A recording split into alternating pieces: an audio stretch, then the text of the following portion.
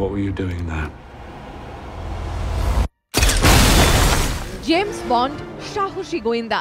বছরের পর বছর ধরে সিনেমার পর্দায় অসাধ্য সাধন করে চলেছেন এই ব্রিটিশ সিক্রেট এজেন্ট। কুখ্যাত জঙ্গি গোষ্ঠী আইএসআইএস এর হাতিয়ারও এখন এই জেমস বন্ডই। হ্যাঁ, চমকে ওঠার মতো হলেও এটাই সত্যি।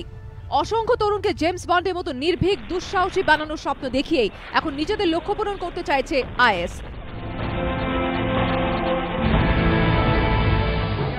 শত্রুদের কুকীর্তি ফাঁস করে তাদের বিনাশ করায় জেমস বন্ডের লক্ষ্য, আর কুখ্যাত জঙ্গি গোষ্ঠী আইএস এর লক্ষ্য তাই। সে কারণেই তারা এখন সব ধরনের ছল চাতুরির আশ্রয় নিচ্ছে।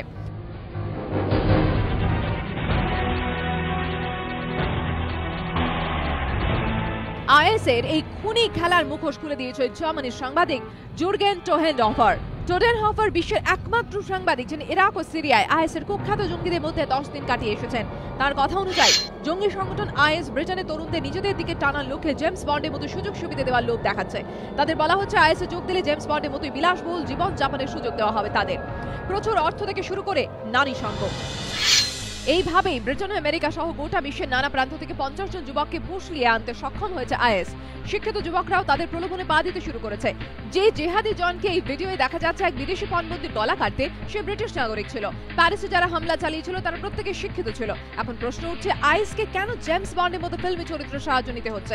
এই প্রশ্নের উত্তর জানতে হলে আমাদের কাল্পনিক চরিত্র জেমস বন্ডের ফিল্মি জীবনে একটু নজর দিতে হবে। জেমস বন্ড সিরিজের সাম্প্রতিক ছবি স্পেক্টরের এই দৃশ্য দেখুন। এতে জেমস বন্ড অত্যাধুনিক গাড়ি চেপে শত্রুদের নিকেশ করছে। বন্ড শুধু শত্রুদের নিপুণভাবে খতমই করে না, তার ব্যক্তিগত জীবনও বেজায় রঙিন।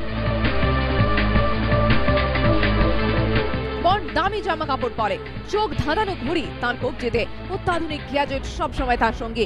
পানীয়তেও চুমুক দেন কিন্তু ধরা পড়েন না। বন্ড নিজে যত আধুনিক, তার অস্ত্র ততটাই অত্যাধুনিক।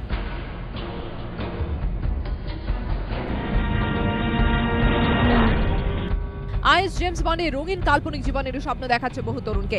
শুধু এই নয়, তরুণদের দৃষ্টি আকর্ষণ করতে আইএস এর মিডিয়া শাখা অল হায়াত হলিউডের কায়দায় ভিডিও প্রকাশ করে, যাতে সন্ত্রাসবাদীদের হিরোর মতো লড়তে দেখা যায়। কিন্তু একবার স্বপ্ন দেখে নিজেদের দিকে তরুণদের টানার পর কিন্তু আইএস এর রুক্ষ বাস্তবটা সামনে চলে আসে। সিরিয়া কিংবা ইরাকে ট্রেনিং নিতে পৌঁছানোর পর বন্ডের মতো জীবন কাটানোর সব স্বপ্ন খান হয়ে যায়। জার্মানির সাংবাদিক টোহেনহফারের কথা অনুযায়ী ইরাক ও সিরিয়ায় আইএস এর ছোট ছোট ক্যাম্পে থাকতে হয় তরুণদের।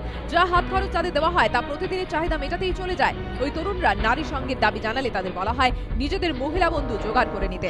পালানোর চেষ্টা করলে খুন করে দেওয়া হয়। অর্থাৎ আইএস এর রঙিন টোপে একবার পা দিলে স্বপ্ন ভেঙে চুরমার হয়ে যাওয়ার পরও পালানোর পথ থাকে না। এবিপি আনন্দ।